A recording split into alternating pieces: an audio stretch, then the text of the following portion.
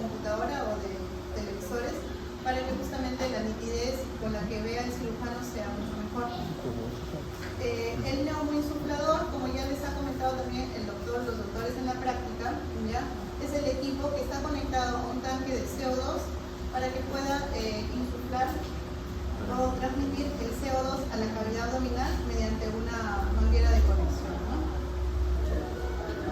Este neumoinsuflador, como lo ven acá, tiene esta manguera o esta sonda de CO2 por donde va a atravesar el CO2 y va a tener un acceso mediante uno de los trócares, ¿ya? Que sean colocados a la hora de realizar la cirugía. El neumoinsuflador, como ustedes ven acá, lo que les va a permitir ver o va a permitir al cirujano monitorizar es cuánto de CO2 estás infundiendo al paciente, cuál es el flujo de CO2 que está, que normalmente, o sea, a qué presión está entrando el CO2, y lo otro es cuánto de presión está a nivel intraabdominal teniendo el paciente en ese momento de la cirugía. Entonces, obviamente, si la presión o el nivel de CO2 está elevado, va a empezar a sonar una alarma que le advierte al cirujano y al anestesiólogo que la presión intraabdominal está muy elevada. ¿Ya?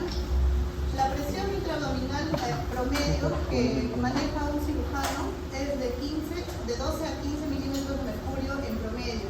Si nosotros tenemos una presión menor a 12, más o menos de 10 o 9, ustedes van a ver que la cámara, que la presión va a disminuir y que las heces intestinales van a empezar todas a juntarse, ¿no? Incluso la pared abdominal va a tender a bajarse. Si la presión intraabdominal está mayor a 15, de repente en ese momento no se van a ver, en ese mismo momento no se van a ver complicaciones, pero posteriores son las complicaciones que pudieran haber, ¿no? O cuando se mantiene una presión alta por mucho tiempo. Ahora, el neumoinsuflador, como les vuelvo a repetir, lo que va a producir pues, es el neumoperitoneo, ¿no? Les permite tener una cavidad virtual en un lugar donde normalmente la presión es negativa, para nosotros poder visualizar o identificar los hallazgos para poder empezar la cirugía, ¿ya? Los equipos, como ustedes han visto y de repente han visto diferentes modelos, lo único que varía es la capacidad de inyección del CO2 por minuto. Ahora, ¿por qué se utiliza el CO2? Eso también lo han visto ustedes en la práctica. Es más reducible, es rápidamente eliminado por el cuerpo y lo más importante es que no es combustible, a diferencia del oxígeno. Eso es lo que les mencionaba un poco para que lo tengan en cuenta. Cuando uno tiene mucha presión intraabdominal, empiezan a haber algunos cambios. Incluso cuando está la presión dentro del valor adecuado del rango aceptable, empiezan ya a haber algunos cambios fisiológicos a la hora de hacer tu neumoperitoneo, ¿ya? Básicamente lo que se evidencia es una disminución del compliance y aumento de la presión de la vía aérea. Esto lo ve más que nada el anestesiólogo, y es el que le avisa al cirujano que algo está pasando. Lo que también se evidencia cuando aumenta demasiado la presión intraabdominal, como ustedes podrán imaginar, hay disminución del retorno venoso, ¿no? A nivel de la cava inferior, ¿ya?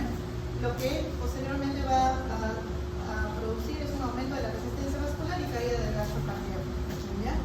Esto de la disminución de la presión de oxígeno a nivel arterial va a hacer que disminuya, la disminución del PO2 va a hacer que aumente pues, considerablemente el CO2, ¿no? Y el paciente va a tener hipercapnia. Ahora, esta hipercapnia, cuando está muy mantenida, a la vez puede producir arritmias, y es justamente lo que no queremos, o lo que queremos evitar, ¿ya?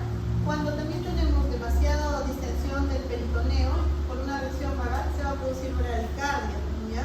Eso también lo maneja o lo evidencia el anestesiólogo. Estas complicaciones del neumoperitoneo generalmente son las que son advertidas por el anestesiólogo para posteriormente nosotros tener en cuenta porque de repente estamos teniendo una presión muy elevada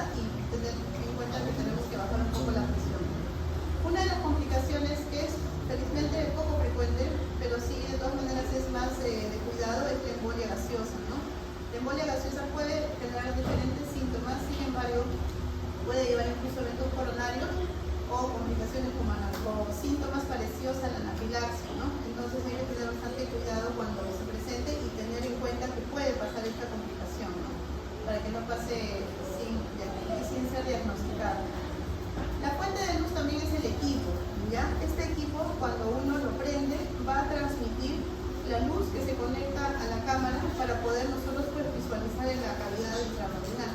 Sin la luz, por más de que esté prendida tu cámara, no vas a poder ver nada. Ahora, los tipos de fuentes de luz son las que se diferencian según qué tipo de luz se vaya a utilizar, ¿ya? Hay diferentes tipos de luz, hay unas que son más potentes, pero consumen más electricidad, tienen más consumo de watts, y hay otras que son de repente incluso más potentes, pero que son tipo, que ahorran como las que son tipo LED y son más durables. Actualmente son las que más se utilizan, las de tipo LED, las otras están quedando ya de poco uso, ¿no? Pero son las primeras que han aparecido, ¿ya?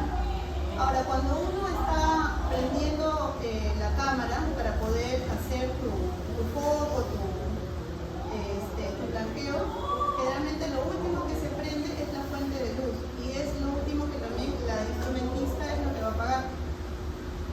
Esta de acá es la fibra óptica por donde se va a transmitir. Esto de acá se conecta al equipo que les he mencionado de la fuente de luz, ¿ya? Y es por donde se va a transmitir obviamente por la fibra óptica, ¿ya? Esa fibra óptica de todo el equipo creo que es una de las piezas más de cuidado porque si se cae, si se quiebra, es frágilmente, se puede romper. Entonces tienen que tener mucho cuidado las personas que están manipulando esta fibra óptica, ¿ya? La fibra óptica sí se puede esterilizar también en gas. La mayoría de los otros equipos sí se esterilizan en PVC, como les estaba comentando la pasada. La fibra óptica se va a conectar a la óptica o al laparoscopio, ¿ya? Esto de acá va a transmitir lo que es la imagen a la pantalla. Lo que se va a ver a nivel de la cavidad intraabdominal se va a transmitir a nivel de por medio de esta óptica o laparoscopio, conectado a la luz, como les estaba diciendo, para poder verlo en la pantalla. ¿Ya? Si ustedes han visto las ópticas o los laparoscopios, más o menos miden 10 milímetros de diámetro, que son generalmente la misma medida del primer trocar que se coloca a nivel umbilical, que es el trocar de 10 milímetros. Pero ahora, poco a poco, están cambiando ya los tamaños de las ópticas, incluso hay hasta de 5 o de 3 milímetros. Lo otro que también es importante que ustedes sepan, que seguramente les han comentado los doctores, es el tipo de angulación de la visión, ¿no? La mayoría antes operaba con una óptica o laparoscopio de 0 grados. Si ustedes se dan cuenta, tu imagen acá es tubular, solamente vas a ver lo que se pueda, mejor dicho, lo que se pueda visualizar acá es bien restringido, que solamente es lo que de manera recta tu laparoscopio pueda identificar o enfocar. Ahora, si tienes un laparoscopio con una punta biselada, y más todavía si tienes de 45 grados, si se dan cuenta, esto de acá amplía el campo de visión. Entonces, eso facilita, sobre todo cuando vas a estar operando en lugares que son bien cerrados, ¿no? O son bien estrechos. Entonces, eso al cirujano le ayuda bastante a nivel de la cirugía. Ahora, actualmente ya no operan los cirujanos con una óptica de 0 grados. La mayoría utiliza de 30 o de 45 grados en el caso de que tengan este tipo de óptica. La cámara de video es la que se conecta tanto a la óptica como a la fuente de luz para poder grabar o poder captar las imágenes que estamos viendo durante la cirugía, ¿no? Es igual que una cámara de video, se conecta, como les digo, a la óptica y a la luz. Obviamente ahora se cuenta con cámaras de mayor definición que hacen que las imágenes sean mucho más nítidas, ¿no? Lo que les decía, cuando uno está conectando la cámara a la óptica y a la fuente de luz, lo primero que se realiza en ese momento es enfocar o ver la nitidez de la óptica. Una vez que nosotros recién hemos hecho el foco, recién se prueba el balance en blanco o el white balance que le llaman sobre una gasa blanca, generalmente es lo que se hace, y una vez que se ve la nitidez y los colores que estén más o menos dentro de los colores neutrales para poder nosotros operar, recién se introduce el laparoscopio a cavidad abdominal. O sea, afuera de la cavidad recién uno hace el foco y el balance, el white balance. Después ya recién nosotros introducimos otra óptica a la cavidad. Como les decía, el instrumental también es importante para poder realizar la cirugía laparoscópica. Si bien es cierto, actualmente contamos con un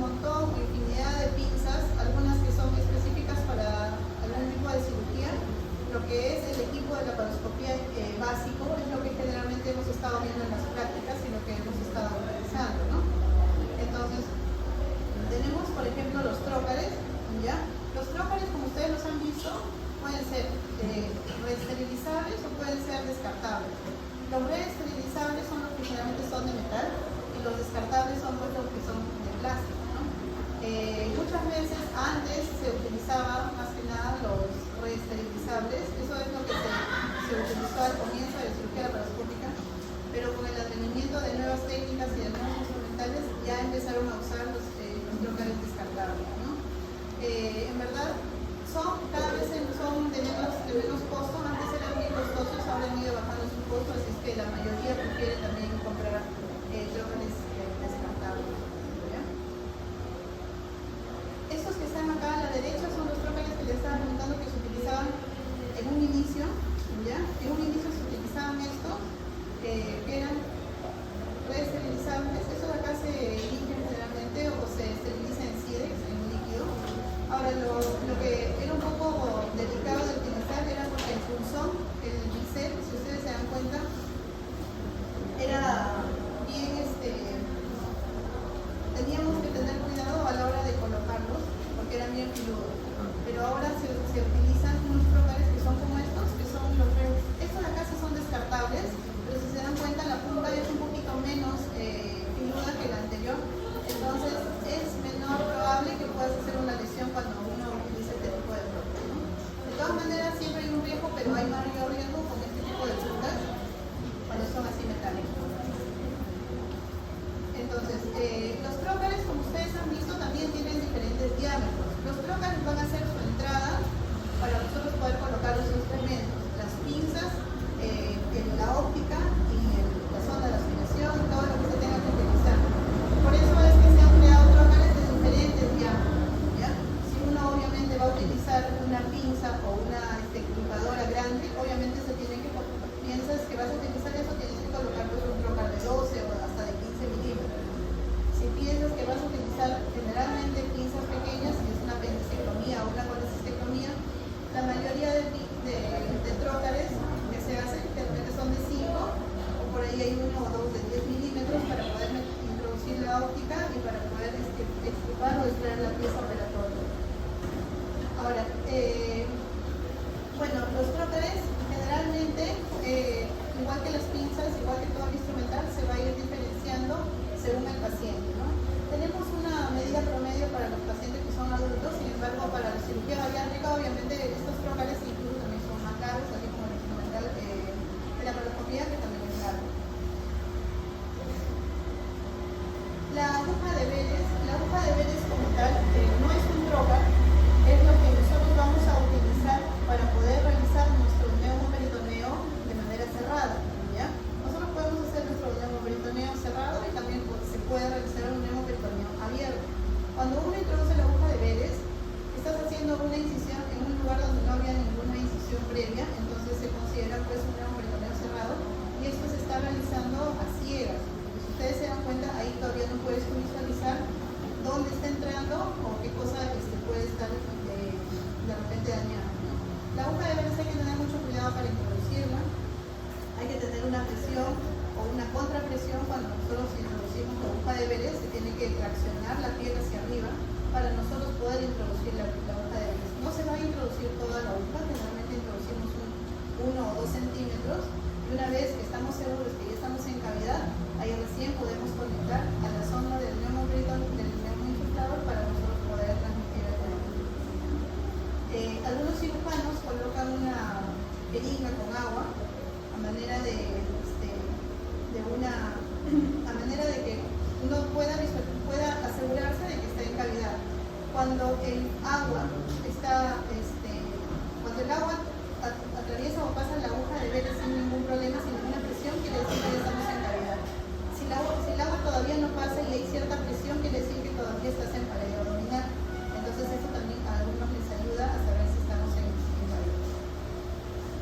Esta es la famosa aguja de Beres, es bien finita justamente por eso, porque estamos haciendo recién el neumoperitoneo. Aquí todavía no puede entrar pues obviamente ninguna pinza, la óptica mucho menos. Solamente estamos haciendo el neumoperitoneo con esta aguja de Beres.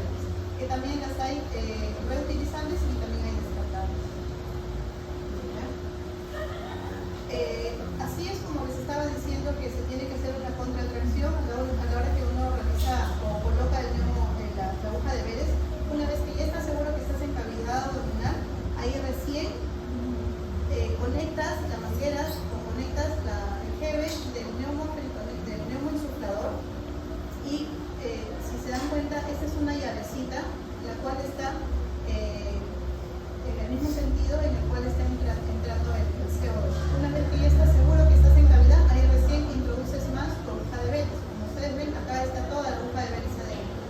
Quiere decir que el cirujano ya está seguro de que está en cavidad. Si ustedes se dan cuenta, con la aguja de Beres, así le ponemos la presión mayor al neumoinsuflador, no va a entrar porque el diámetro de la aguja de Beres es mínimo, tiene 2 milímetros más de diámetro. Una vez que ya está bien distendido tu cavidad abdominal, ahí recién el cirujano puede colocar el primer troca. Y generalmente es a nivel umbilical o ligeramente supraumbilical. ¿Ya? Ahora, esto acá tiene que ver con algunas, no contraindicaciones, pero sí tener cuidado con pacientes que de repente han sido operados previamente. Si bien es cierto, no es una contraindicación absoluta, pero sí hay que tener cuidado, ¿no? O sea, si tienes un paciente que ha sido operado antes, puede operarse por vía laparoscópica, sí, pero en este caso se puede realizar un neumoperitoneo abierto. Ya no se utiliza la aguja de Beres, pero tú tienes que realizar el neumoperitoneo visualizando en dónde estás para poder colocar tu troca y poder realizar tu neumoperitoneo. La longitud de los instrumentos, como les estaba comentando, así como del troca, en un paciente adulto más o menos va de 34 a 37 centímetros. Estamos hablando de la longitud de las pinzas.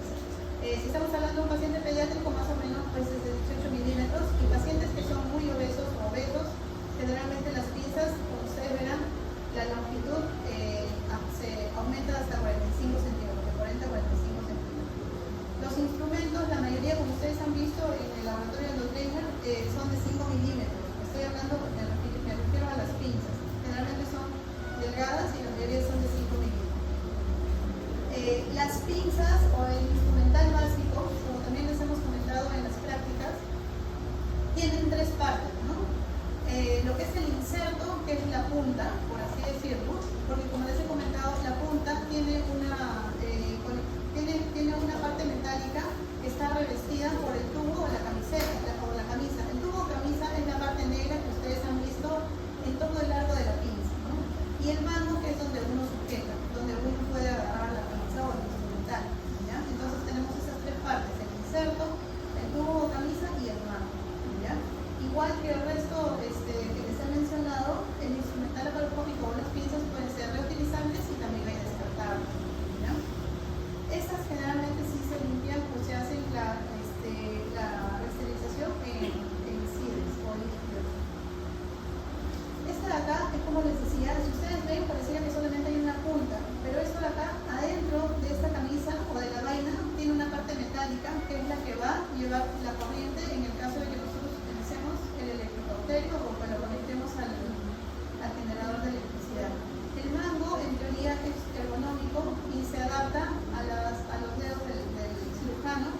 Tiene también una manilla, una manija, que ustedes cuando la giran pueden también girar el sentido de la punta o de las ramas que tenemos acá en el inserto. Y tiene esta parte metálica que pueden conectar, como les he comentado también, al generador para que ustedes puedan pasar corriente cuando sea necesario, ¿no? Cuando estén operando. ¿Ya? Tenemos acá también los manos metálicos, son más duros, son un poquito más duros, causan un poquito más de dolor, pero también existen.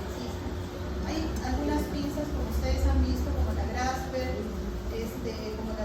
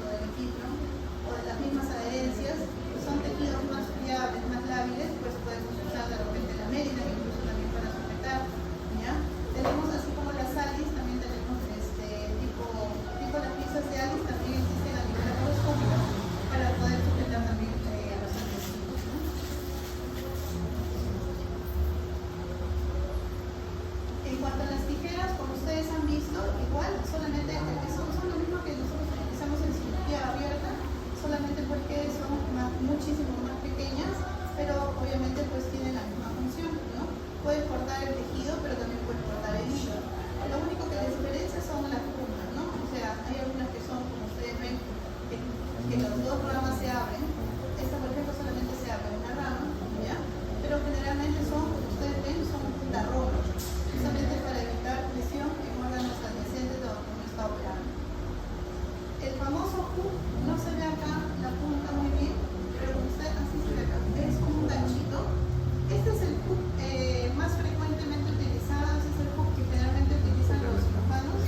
¿Por qué tiene este ganchito? Porque cuando uno tracciona el tejido, porque es como uno tiene que hacer la electroporación, tú estás operando a nivel laparoscópico y el cirujano no se va a ir con el electrocauterio en profundidad. Lo que hace es levantar el tejido para quemar hacia afuera. Si tú estás quemando hacia profundidad, tranquilamente puedes perforar poder o de repente puedes perforar otra asa y eso sería pues, un problema. Generalmente lo que hace este ganchito es levantar el tejido por donde va a ir secando o va a ir haciendo electrocoagulación el cirujano, fijándose que no haya nada pues, que no se deba quemar en ese momento, ¿no? Por eso que tiene el ganchito para levantar.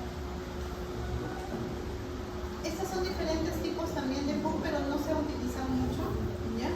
Hay algunos que son como paletas, si ustedes se dan cuenta, a veces cuando uno hace una colestectomía, se utiliza mucho esto en lechos sangrantes, ¿no?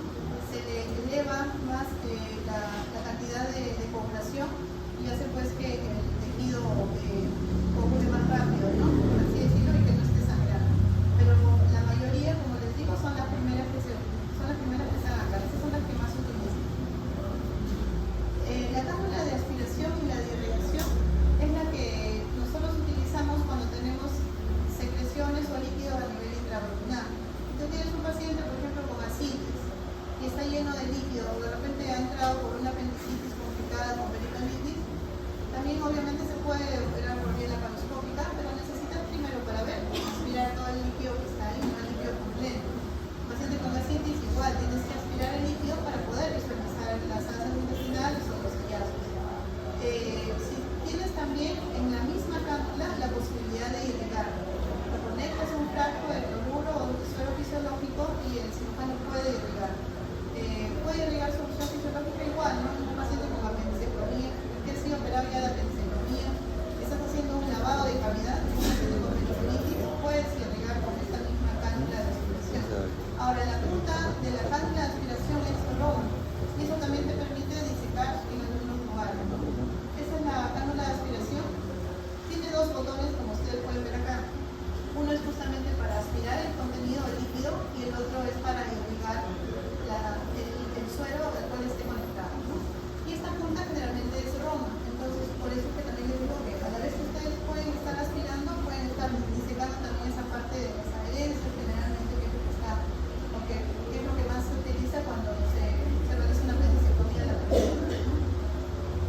Estas ya son otras pinzas, como les estaba comentando, no las hemos utilizado pues en el laboratorio de endotrainer, pero generalmente se utilizan pues en lo que es colecistectomía o si estás haciendo una espelectomía puedes utilizar también con otro tipo de clips, pero para ligar por ejemplo la arteria esplénica, ¿no? La arteria esplénica, la vena esplénica, puedes utilizar un equipador con diferentes clips, solamente para hacer la hemostasia y en verdad son bien seguros estos clips, no necesitas ponerle otra cosa al lecho quirúrgico, ¿no? Los clips, como les digo, son de diferentes tamaños, justamente según en qué lugar se vaya a utilizar, ¿ya? Y los materiales también son diferentes, ¿ya? Estas son las clipadoras. La clipadora más común es la de acá, la derecha de ustedes, es la que nosotros colocamos el clip de acá, el clip de titanio, y hacemos la apendicectomía, perdón, la colecistectomía, ¿no? Se coloca así y generalmente se pone a nivel del conducto cístico. Cuando nosotros estamos ligando el conducto cístico, generalmente se ponen dos clips donde va a ser el lecho, donde va a quedar el riñón, mejor dicho, y un clip a nivel del conducto cístico de la vesícula, ¿no? Donde se corta y se saca la vesícula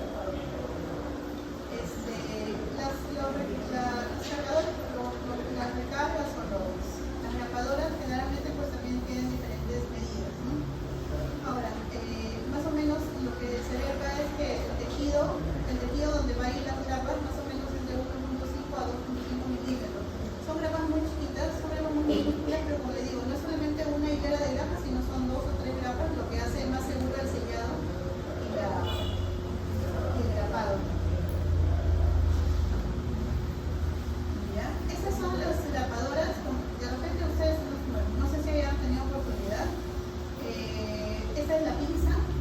Esta tiene justamente este largo para poder entrar en los trocares, ¿ya? Las que son de cirugía abierta no son tan largas, pero son más cortas porque se utilizan pues con la cavidad abierta.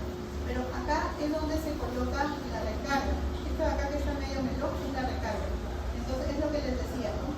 Si uno utiliza esta recarga, sacas este plástico melón, se puede colocar otra recarga así en ese momento y puedes hacer nuevamente el uso de esta pinza, ¿ya? Sin embargo, cuando ustedes o cuando la persona que vende la grapadora, pues obviamente menciona que esta grapadora pues no se puede reutilizar o reutilizar. El problema es el costo. Las grapadoras circulares, bueno, generalmente estas se usan más para cirugías de recto, ¿no? De recto inferior o de canal anal. Y estas se colocan en el ano, pero también se puede hacer la estenosis por vía laparoscópica, o sea, se prepara en unión de manera intraabdominal por cirugía laparoscópica y se hace solamente el sellado o el grapado por introduciendo este aparato por el ano, ¿no? Para poder hacer la anastomosis. El portabumbas, como ustedes lo han visto, es así. Tenemos otro modelo, pero generalmente son así, son rectos, ¿ya?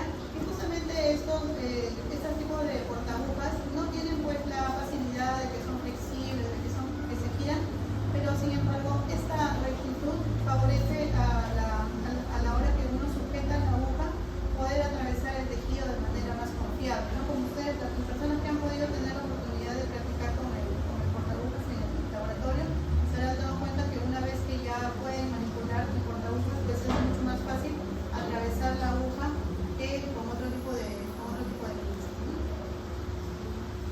Ahora, respecto a la electrocoagulación o el electrocauterio, tenemos dos tipos de electrocoagulación, ¿no? Tenemos el del monopolar y el del bipolar, ¿ya? El monopolar es lo que nosotros utilizamos cuando solicitamos el PUF, cuando solicitamos la pinza de electrocoagulación, ¿ya? ¿Por qué se dice que es monopolar? Porque ahorita lo van a ver en mi dibujo, ¿ya? Tenemos el equipo acá, tenemos el electrogenerador o el generador de corriente, que esto va conectado obviamente a la electricidad. Tenemos acá una placa neutra, ¿ya? La placa neutra va a ser una especie de circuito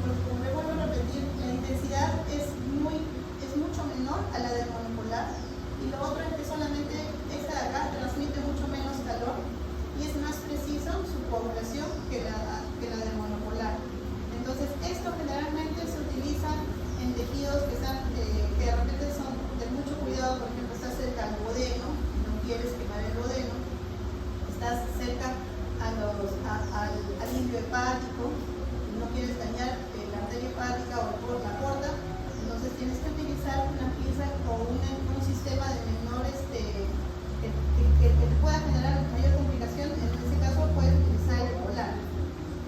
¿Ya? Entonces, en resumen, si es que uno quiere utilizar un sistema que te coagule o que te genere coagulación rápidamente y que sea intenso o que no sea más fuerte, generalmente se usa el monopolar. Si tú tienes un tejido o tienes una operación de mayor precisión, mayor exactitud, generalmente se usa el bipolar. Es por eso que los cirujanos de cabeza y cuello, los cirujanos de neurocirugía, mejor dicho, los neurocirujanos, utilizan más el bipolar que el monopolar. Si se dan cuenta o si es que han visto o si van a ver en algún momento, ellos utilizan más el bipolar porque sus cirugías son de mayor precisión y exactitud, a diferencia de las cirugías abiertas o las cirugías laparoscópicas en cirugía abierta. Bueno, me falta un poquito tiempo, pero ya estoy avanzando. Ahorita viene la doctora Sara. Respecto a las complicaciones, ya les he mencionado brevemente, pero las otras que también tenemos que tener en cuenta son las funciones inadvertidas que tenemos, ¿no? Cuando colocamos la aguja de Behres o cuando colocamos el trocar a ciegas, podemos pulsar los vasos que están a nivel retroperitoneal. Tenemos a la aorta, tenemos a la porta, tenemos a la cava, entonces, y tenemos también además pues, los órganos huecos, el colon, el intestino delgado. Entonces tenemos que tener mucho cuidado cuando se realiza sobre todo la primera colocación del trocar. ¿Han habido lesiones inadvertidas incluso con visualización directa del segundo o tercer trocar? Sí, entonces con más razón tienen que tener mucho cuidado cuando se colocan los trócares, no solamente con el primero, sino generalmente cuando se colocan todos los trócares. La embolia gaseosa, bueno, la que ya le comenté, el enfisema subcutáneo, algunos chicos también les había comentado, no es que sea grave, pero es frecuente cuando generalmente el trocar está muy salido y estamos insuflando el neoperitoneo o estamos pasando el CO2 y nadie se da cuenta, pero poco a poco se va distendiendo la pared abdominal y empiezan a sentirse un dolororismo, ¿no? Este CO2 que se queda a nivel del tejido celular subcutáneo generalmente se lo absorbe solo y no necesita ningún tratamiento adicional, pero sin embargo pues al paciente le puede causar cierto desconfort, ¿no? Tener ahí esa sensación, pero es más frecuente de lo que parece. Bueno, estamos terminando. Lo que es cirugía robótica, chicos, parece que ya está más cerca de lo que habíamos pensado. No sé si han visto las noticias, pero el INEM está ahorita de aniversario, está cumpliendo 85 años y bueno, como premio el Ministerio de Salud les ha regalado dos robots, 12 tipos de robótica y ya creo que han hecho ya dos cirugías a dos pacientes. Así es que con eso yo creo que ya más esta cirugía robótica está más cerca de lo que nosotros pensábamos, ¿no? En algún momento, ojalá ustedes de repente si votan por ahí o tengan oportunidad, siempre van a poder ver este tipo de cirugías, ¿no? En lo que pensábamos que era muy, muy lejano, ya es casi es una realidad en el Perú, ¿no? Entonces yo creo que ya con esto estamos dando un gran paso y ojalá pues que los demás hospitales también puedan tener esta posibilidad, ¿no? Es costosa, sí, pero si ustedes se dan cuenta, muchos países de Latinoamérica ya tienen sus robots y nosotros pues no nos podemos quedar atrás, ¿no? Entonces eso es básicamente cómo funciona. El cirujano no necesita la asepsia, la antisepsia de las manos, no necesita lavarse, no necesita estar con el mandilón, obviamente sí tiene que estar con la mascarilla, con el gorro, con las botas, pero puede estar operando tranquilamente en su banca, ¿no? Tiene sus mandos, son como los comandos o los mandos de Atari, y con esos mandos puede mandar o dar mandos para que estos brazos de acá, que son articulados, puedan empezar a hacer toda la cirugía, ¿no? Esa es la diferencia también con la laparoscopía. Los brazos de acá son articulados, las pinzas internamente son más flexibles, las pinzas o los instrumentales que ustedes han visto en la laparoscopía, todos son rectos, no son flexibles. A nivel, o en caso de cirugía robótica, estos brazos sí, adentro son flexibles, se mueven